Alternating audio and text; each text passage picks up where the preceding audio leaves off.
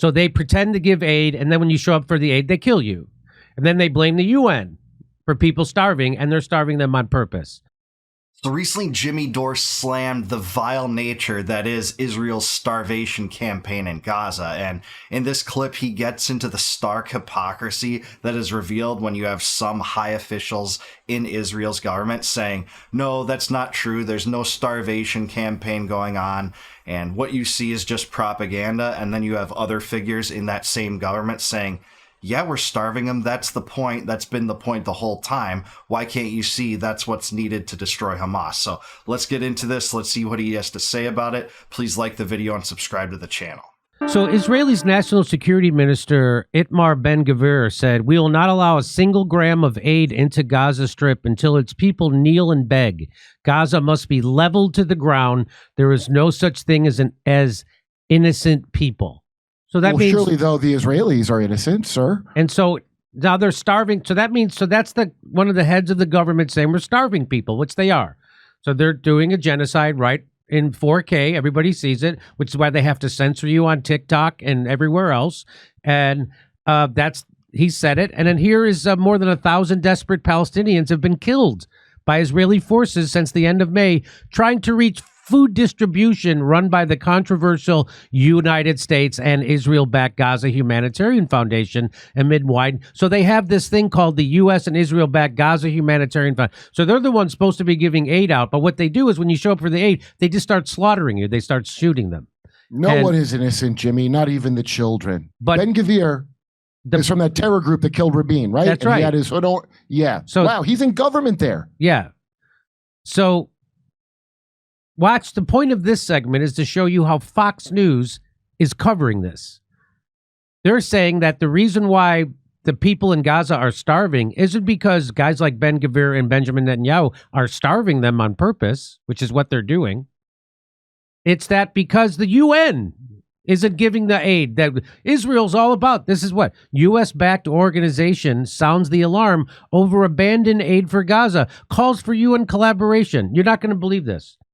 Yeah, I mean, this is so absurd, and Jimmy's exactly right. They are literally using aid as lure, like they're fishing, using it as bait for people to come out of their hiding places after having been bombed, maybe flushed out of their properties, having to migrate through different parts of Gaza. Most of the people are now in the south of Gaza, having forced to go there because of the IDF.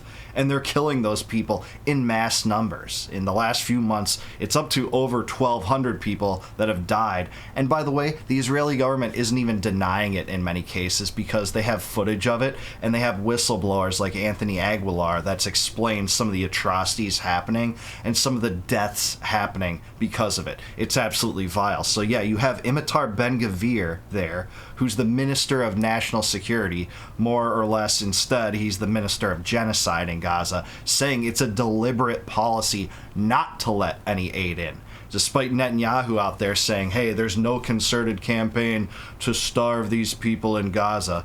It's absolutely absurd. We know the truth, and we know it is part of the policy that includes Greater Israel. They're talking about annexing Israel and not even talking about it anymore. 1 or 2 days ago, the official decision was made to occupy Gaza. That's what Netanyahu said. So that's where we're at. The GHF, the Gaza Humanitarian Foundation, is reaching out to one of its most prominent critics in hopes of bridging the divide and finding a path to collaboration on aid distribution. So Israel's pretending they're trying to bring aid to the Gazan people. And they're not. They're, as I just showed you in the first slide from this, the Ben-Gvir says not one drop of aid is going to get to them. We're going to slaughter all of them. On Tuesday, the organization's executive chairman, Reverend Johnny Moore, sent a letter to Tom Fletcher at the United Nations, Under Secretary General for Humanitarian Affairs and Emergency Relief Coordinator. And so what they're trying to do is say, hey, as you are aware, the humanitarian situation in Gaza continues to deteriorate. Despite the extraordinary volume of aid inside Gaza, the vast majority of it remains warehoused and undelivered or looted. The result is millions of civilians without consistent access to food. So he's pretending like this is something that's just happening instead of something that's being perpetrated by the Israeli government. So this guy who's in charge of the aid is pretending it's just happening. And that we got to figure out a plan.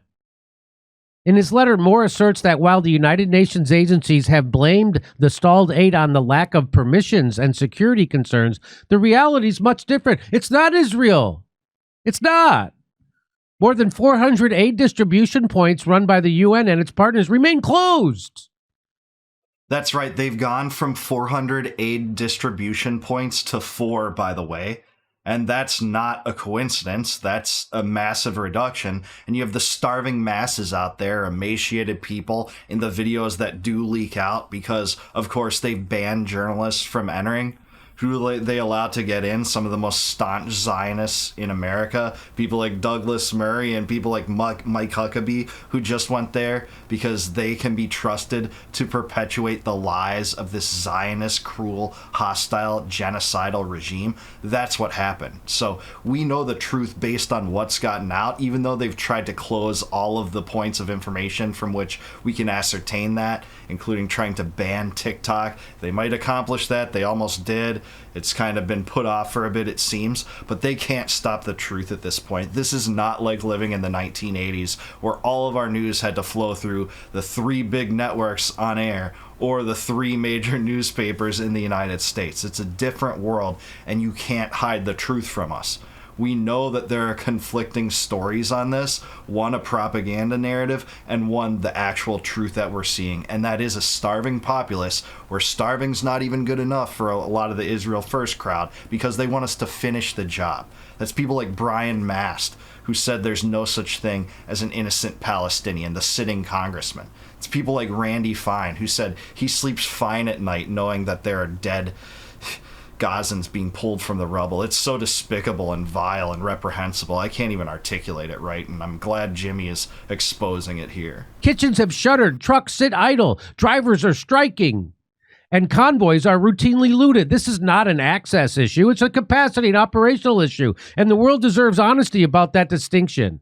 So they're trying to say this isn't happening on purpose by Israel. This is Fox News. That's why I'm showing you this, how crazy this report is. Moore also expressed concern about the UN-aligned organizations and spokespeople launching public retaliation attacks while ignoring broader system. It's systemic. These failures are systemic. It's not that we're trying.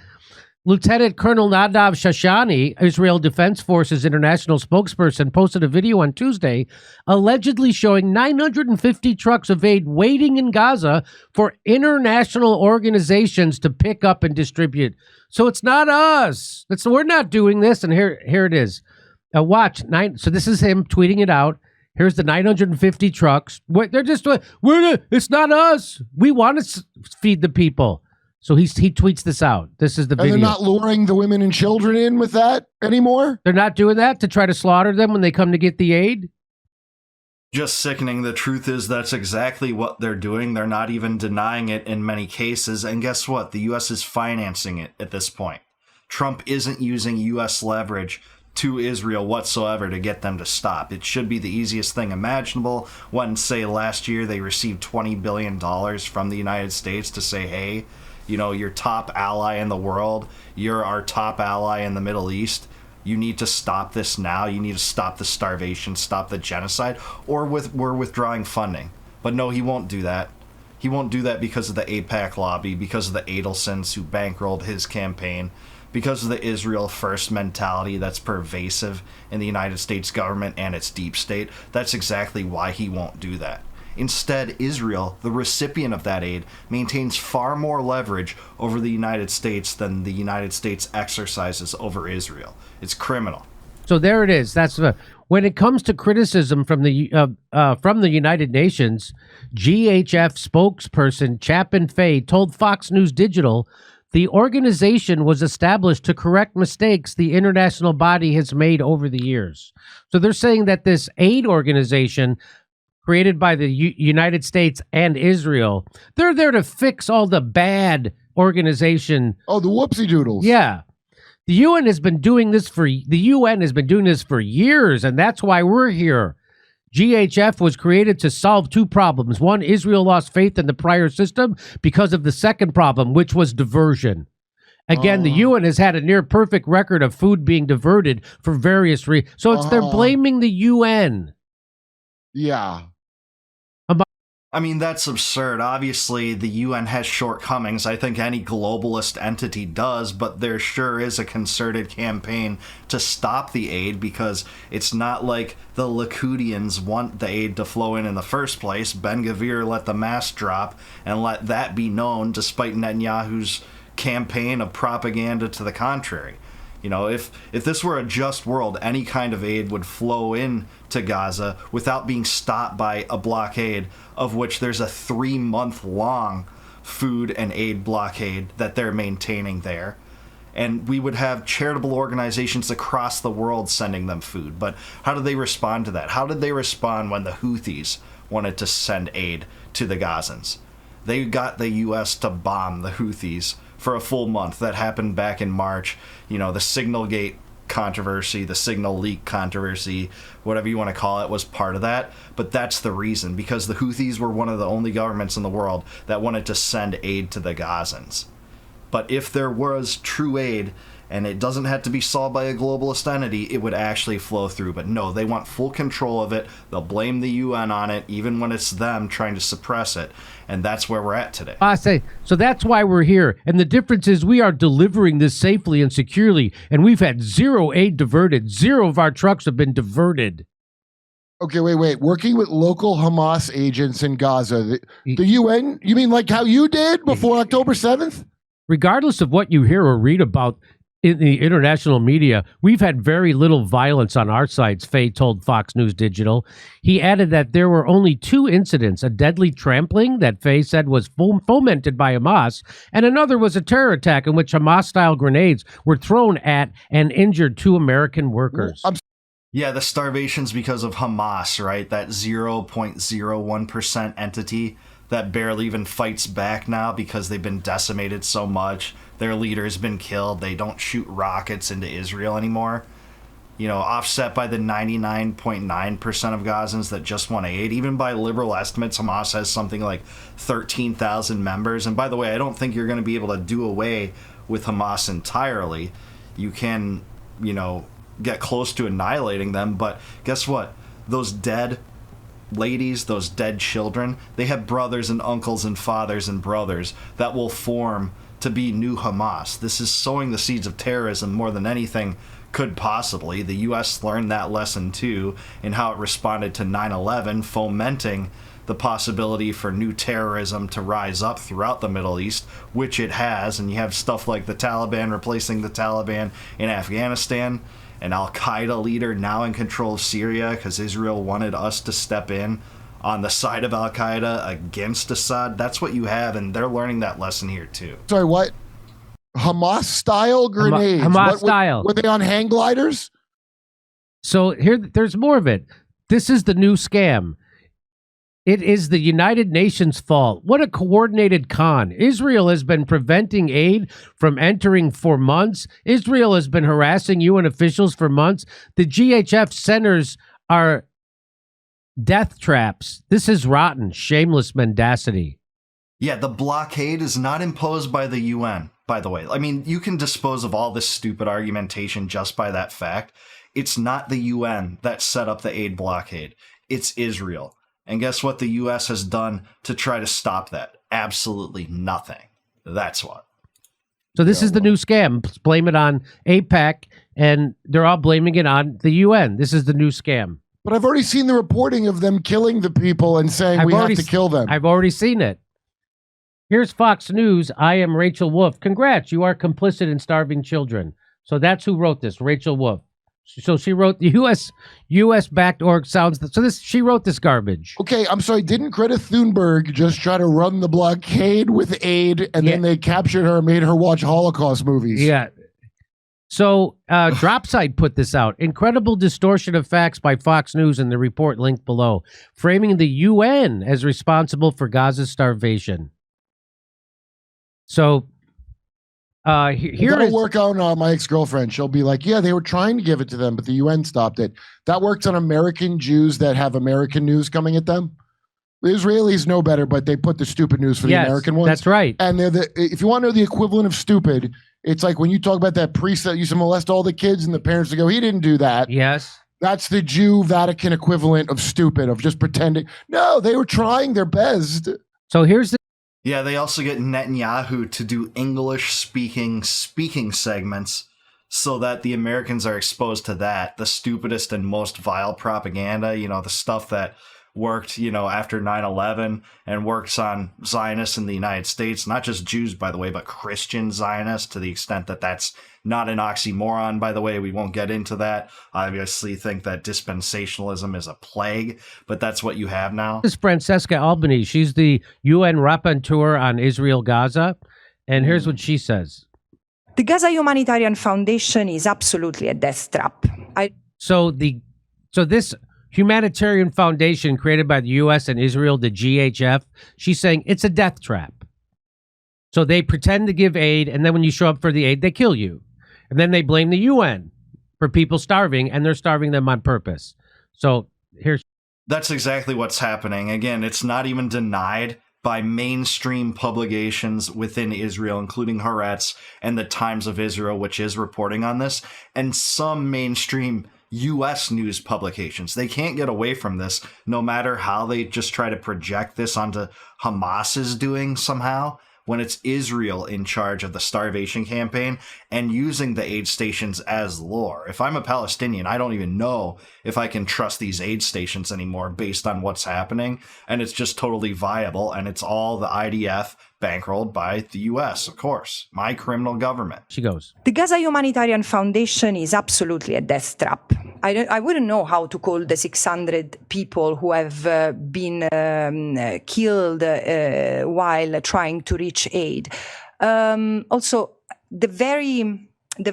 so first of all, this is the most, the term humanitarian absolutely it cannot be utilized in a serious fashion toward that thing, because humanitarian aid must follow certain principles: the principle of humanity, the principle of dignity, the principle of protection of human life, so creating no harm.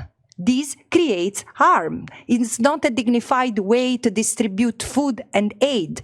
It's not providing all the aid that is adequate. So what are we talking about? So without even looking at it as a killing machine, it's not providing aid. And again, I restate, it's ludicrous. It's ludicrous that international community is not forcing, is not breaking the blockade, because this is the only sensible thing that should be done right now.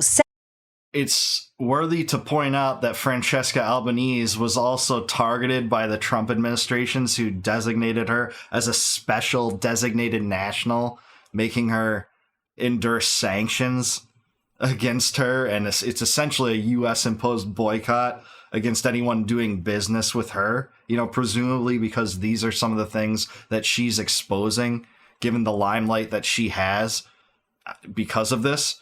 And they said, this is a quote, Albanese's campaign of political and economic warfare against the United States and Israel will no longer be tolerated. Well, she lashed out back and called those sanctions obscene, which I happen to agree with. And there's an obvious reason they're doing this. She's exposing the starvation, exposing the genocide in ways that the U.S. doesn't actually like.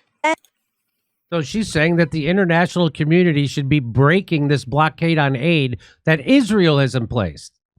So only Greta Thunberg did that. Yep. So here is from Oxfam International. We do not tell people come and get aid and get killed. That is not how we operate. Well, let's listen to what she says. We don't agree to distribute aid by military contractors or private contractors in fenced distribution sites with concrete blocks and metal fencing and shooting at stampedes of civilians, trying to basically, they said our report says it, first come, first serve. That's not how our humanitarian responses look like. We actually guided, first of all, by the impartiality of our work, but also the dignity of people. Our responses are dignified. We do not tell people come and get aid or get killed. That is not how we operate. And this is why we refuse to engage and be complicit in these death traps. that Israel has set through the Gaza Humanitarian Foundation. So she's saying, yeah, we're not going to participate in these death traps where you tell people to come get aid and then you slaughter them. We're not going to do that. It's not, and aid doesn't happen on a first come, first served basis. That's not dignified. That creates problems, creates stampedes, and then use the stampede. So these are the people who are saying, yeah, we're not going to work with the Israeli military. Yeah, bravo, amen. You shouldn't. And, I don't think either the UN or the GHF are the appropriate means to distribute food. What should be used to distribute food is charity and charitable organizations around the world, which, again, would happen outside of Israel's blockade, the aid blockade they've maintained for 3 months. That, again, is not the UN's doing. It's not any other country's doing. It's Israel's doing. And again, the US isn't pushing back against that. I think that would be more beneficial than any alternatives, but thankfully there are some compared to these death traps, and that's exactly what they are. And in the system of cages they've set up to give people aid. But the thing was I have a question. Yeah. Why is it when Bibi Netanyahu is paying Hamas to exist for 20 years, did he ever think to fence all the suitcases of money from Qatar in there? And then when they come in, kill them, and then this wouldn't have happened? Did that occur to him? Like how they do with kids? So this is, again, one of the most outrageous American news stories, and Fox just repeats it. Fox. And what Metzger was talking about there is true. I don't think the 20 years is true. I think Netanyahu only supported Hamas for 13 years. I think that began in 2012. Someone check me if I'm wrong in the comments. But Netanyahu always wanted to fund Hamas. And it sounds like a conspiracy theory if you haven't dug into this and followed it deeply. But Netanyahu was always convinced that funding Hamas was the only way to do away with the idea of a Palestinian state, because who in the international community or who in terms of Arab neighbors would want to negotiate with this terrorist group that don't have any legitimacy? So the idea was fund this illegitimate terrorist group so that they destabilize the Palestinian authorities and make no friends around the world, and thus they'd never be a serious negotiating partner. And that method, I'm sorry to say, has worked. You never hear Netanyahu going down for that. No one criticizes Netanyahu for supporting Hamas. They'll only criticize or condemn Iran for supporting Hamas, right? Because they want regime change in Iran. And guess what? Guess who gave Netanyahu his funding? The United States. The United States has never condemned Netanyahu for supporting Hamas. Just repeat. Whatever was told to them by their AIPAC handlers, they just said it. And great job, Rachel Wolf. That's who did that. Great job. I mean, all the stupid History Channel crap of how could the Holocaust have happened? Why did normal people just go along with it? Well, I hope the irony's not lost on you, but it is, isn't it?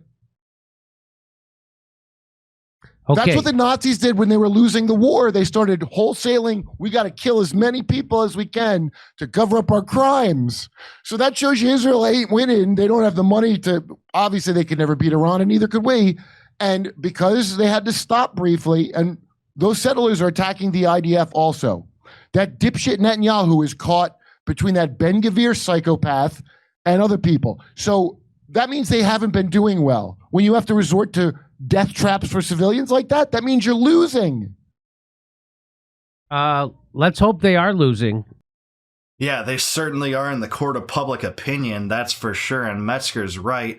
The end of the Holocaust in Germany did expedite the mass killing of Jews. And, right now the starvation campaign isn't enough for a lot of Likudnik Israelis in the Israeli government, because they want to expedite that process by annexing Gaza and occupying it. You have people like Israel Katz talking about the fact that Rafah will serve as a future concentration zone.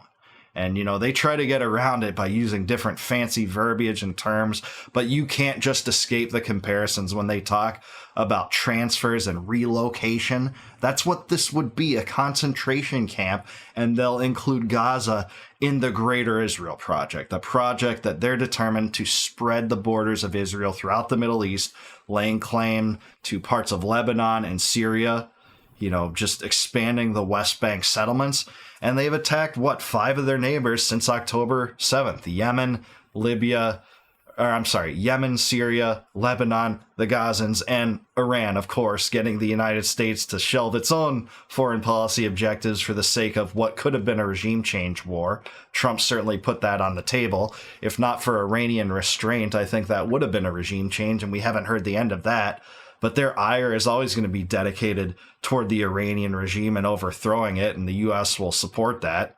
Sabers rattling all the time, basically throughout my entire life. George W. Bush said they were part of the axis of evil. Netanyahu said Iran, is weeks, seconds, hours away from acquiring a nuclear weapon. Since I was a young boy, by the way, that's always going to be the case. But that's the truth. In Gaza, there's a genocide. The U.S. helps support it, and it's of no benefit to the United States. It's the farthest thing from a benefit imaginable. This Israel first foreign policy that the Trump administration's adopted is a sham. It's a disaster. It's a scam. It's something that is getting more and more American eyes open to every single day, especially as prominent people, even on the right, like Tucker Carlson and Candace Owens and Daryl Cooper, are raising the alarms over this. Dave Smith.